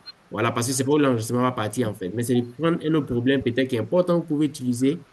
Voilà, pour vous mettre en valeur, en fait, ce que vous avez appris et tout, pour appliquer. Si vous avez pu faire ça à un tel projet, vous pourrez faire ça avec votre propre projet, en fait. Donc, l'idée après, ce sera de partager en fait voilà, son idée en 5 minutes. Et puis, il y aura un jury en fait. C'est un jury de personnes. Ici, les 100 000 que j'ai mis, ça, c'est à fond, à titre personnel. Mais je vais essayer d'inviter des personnes qui sont dans l'entrepreneuriat. Ça veut dire quoi? En même temps, si vous avez pu vous démarquer aussi, il y a des personnes qui peuvent investir, pourquoi pas, qui peuvent essayer d'en savoir plus sur un projet, peut-être qui vous intéresse vraiment, qui peut vous aider en fait avec certains investissements en fait. Donc, je vais travailler actuellement pour voir comment les avoir en fait pour venir à, à ce programme. Donc, j'ai une liste de personnes que j'ai déjà contactées. Donc, je suis en train de voir avec eux dans la mesure du possible comment est-ce qu'ils pourront venir aussi être des juges à cet événement en fait. Voilà, c'est eux qui vont décider quel est le projet et tout. Mais il y a les conditions pour pouvoir participer, quoi. Il faut participer voilà, à la majorité des programmes qu'on a en fait. Comme je dis, c'est pas si c'est 6 semaines ou 8 semaines peu importe, mais il faut participer à la majorité, en fait. Voilà, donc celui qui a déjà manqué, celui qui va manquer déjà la moitié n'est pas éligible, en fait, pour participer à ceci, en fait. Donc, déjà, c'est quelque chose à retenir. Donc, il y aura une rubrique qui vous sera envoyée et tout. Donc, chacun saura, en fait, comment est-ce que les évaluateurs vont noter et tout.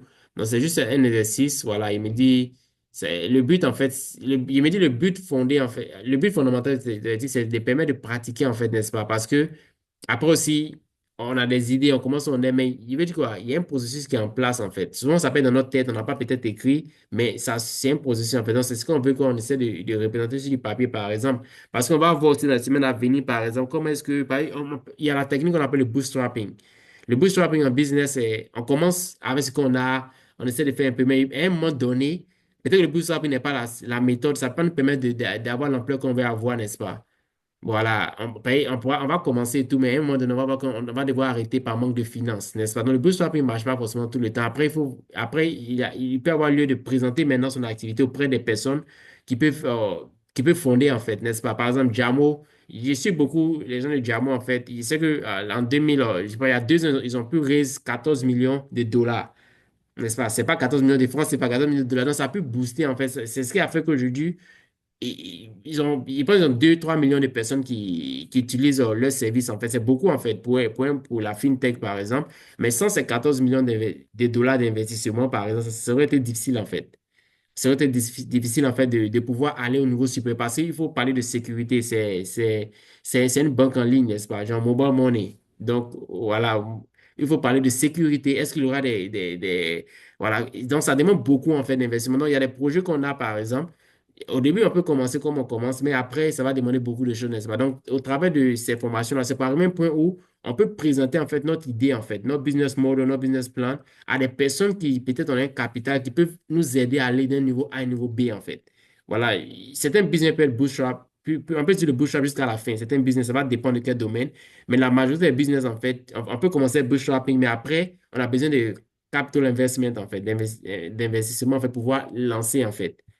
Voilà, et tout. Donc, c'est à là qu'on va arriver, en fait. Donc, je pense au fur et à mesure, on va avoir les éléments voilà, qui sont nécessaires pour cette compétition, en fait. Et comme je disais, j'ai fait de mon mieux, en fait, pour inviter des personnes qui investissent, en fait. Il y a beaucoup de connaissances qui investissent et je pense que, de nos jours, en fait, plusieurs personnes investissent maintenant dans les business, en fait. Il y a la bourse qui est là, mais plusieurs personnes même beaucoup investi dans les business en fait et tout. Donc, l'idée, c'est pouvoir présenter auprès de un tel groupe de personnes et qui peut vous aider à vous démarquer. Puis, éventuellement, vous pouvez, pourquoi pas, tisser des contacts avec certains pour pouvoir éventuellement présenter vos propres projets en fait. Donc, c'est un peu ça. Donc, et voilà, donc je pense qu'en principe, on devait être 10 mais on est 4. Donc, et il avait mentionné à Jean-Luc, voilà, il voulait 10 personnes pour présenter ça, étant donné le temps et tout. Donc, si vous avez d'autres connaissances qui peuvent être intéressées aussi, voilà, n'hésitez pas à les inviter aussi la prochaine fois. Je pense que, voilà, ensemble, on apprend, en fait, des personnes qui veulent juste apprendre, même si les personnes ne sont pas dans l'entrepreneuriat, les personnes veulent savoir un peu plus. Je pense que c'est important, en fait, n'est-ce pas, que ces personnes aussi soient à bout d'informations pour pouvoir éventuellement essayer de voir comment aussi se lancer en fait. Donc, c'est tout ce qu'on va voir au cours de ces semaines-là. Au travers de cette leçon, en fait, on va voir des points clés en fait. Voilà, pour monter un business, pour pouvoir le développer en fait, même la formation des équipes, tout ça en fait. Et tout. Donc, c'est un peu. Je ne sais pas s'il y a des commentaires, des questions avant qu'on termine pour aujourd'hui. Je pense qu'on a dit jusqu'à 21 h, il reste 5 minutes.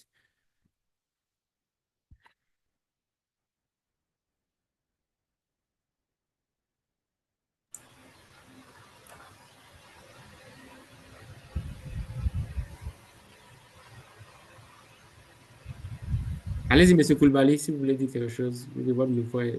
Bon, on t'écoutait jusqu'à ce que tu arrêtes. OK. Voilà. En tout cas, il était beaucoup suivi. Voilà. Et j'ai beaucoup appris aussi. Voilà. C'est pour ma première fois de suivre des conférences sur l'entrepreneuriat, mais ta manière de présenter m'a vraiment poussé à comprendre pas mal de choses. Voilà.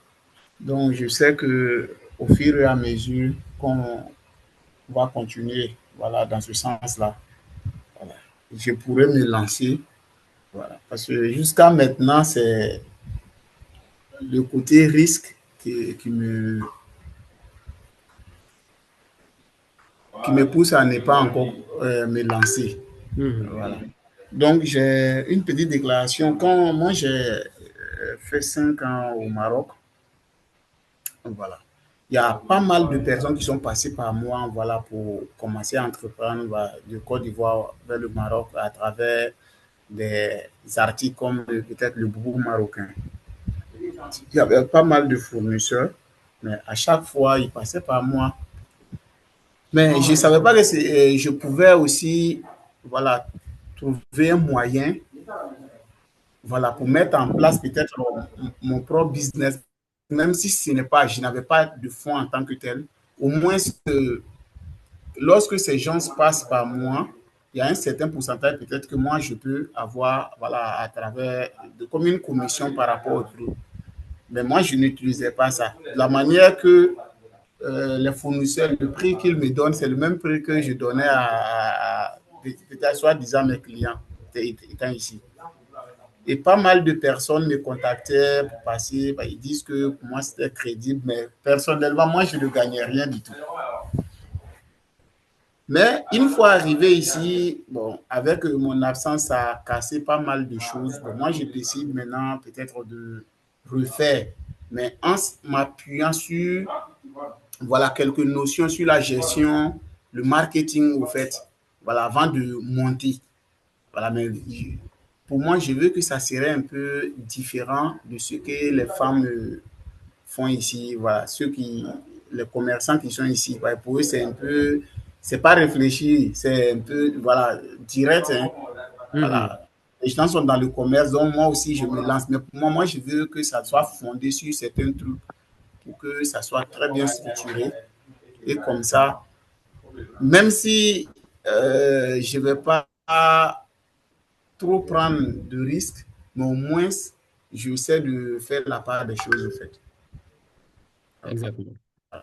Mais je sais qu'à travers ces formations-là, je pourrais mieux me retrouver.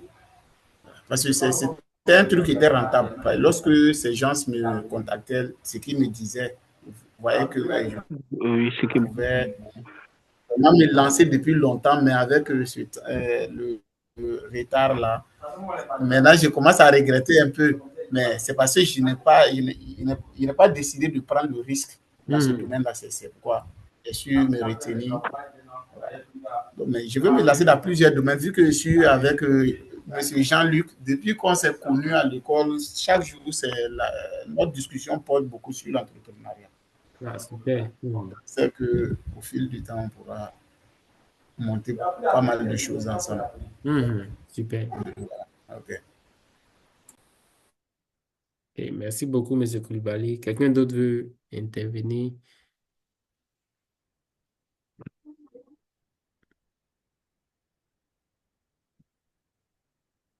C'est bon?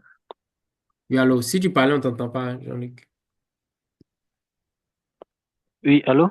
Oui, ça va maintenant. Ça va bien. Voilà. D'accord. Par rapport à la formation, j'ai beaucoup appris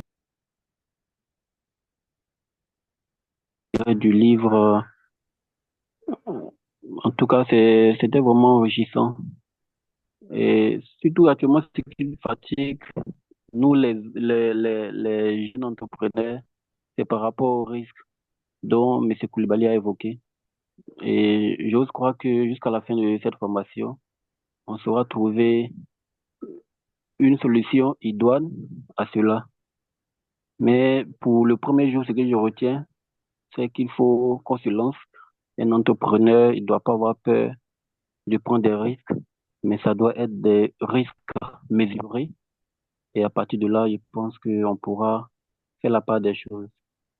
Donc, je tenais à vous réitérer nos remerciements. Et de notre côté, on fera main et pieds aussi pour pouvoir implémenter, mettre en place toutes les leçons apprises. Voilà, faire, appliquer ça dans nos business et au fur et à mesure grandir avec. Donc, c'est ce que j'avais à dire. Merci beaucoup. Yeah, merci beaucoup, Jean-Luc. Et voilà, s'il n'y a pas d'autres interventions, ce sera tout. Voilà, je pense que les 21h01. Voilà, et tout. Donc, on se dira samedi prochain, 19h, yeah, heure d'Abidjan. D'accord. Vraiment, je vous, je vous remercie d'abord, Mhm. voilà, pour la formation. Vraiment, la première séance, de la manière que ça s'est bien passé, voilà, on espère que les autres séances passeront comme ça. Voilà. Donc, en tout cas, de mon côté, je ferai voilà, un effort de convoquer pas mal de personnes à venir participer. Vu que c'est la première séance, bon, je pensais que toute la classe allait participer, donc je n'ai pas eu le temps de sensibiliser. Voilà. Mais je sais que la semaine prochaine, on serait un peu nombreux. Comme ça, je crois que les discussions seraient vraiment plus intenses voilà, qu'aujourd'hui. Donc, merci vraiment. Ok, pas de quoi, yeah, merci et tout. Et je pense que la prochaine fois encore, comme je dis, je vais venir avec les documents déjà que je vais partager et on pourra D'accord. mieux faire plus d'activités en fait. Je pense que ça sera encore plus interactif même la prochaine fois qu'aujourd'hui. Pas de souci. Maintenant, Je si vais prendre... je vais mettre aussi le matériel à la disposition de tous. Je pense que, je ne sais pas si j'ai l'email de tout le monde, mais j'ai une base d'email de 10 personnes actuellement auxquelles j'envoie les informations. Donc, Bon, moi, personnellement, c'est la première fois, mais je vais prendre votre contact avec mon frère Jean-Luc. Exactement. Ou Comme il ça, pourra m'envoyer votre email et puis je peux vous mettre sur la liste, en fait, des personnes. Donc, quand j'envoie les emails, vous recevez en même temps directement. tout à fait. Mhm. Donc, je vais envoyer Pas aussi de souci. le PowerPoint par email. Voilà, pour Pas de ceux qui souci. aimeraient consulter ça après. Pas de souci. OK. Donc, Vraiment. portez-vous bien et à samedi prochain. Merci. Merci. Au revoir, cher René. Au Merci revoir. Ok. encore. Mhm. Mm. Pas de quoi. Merci. Au revoir.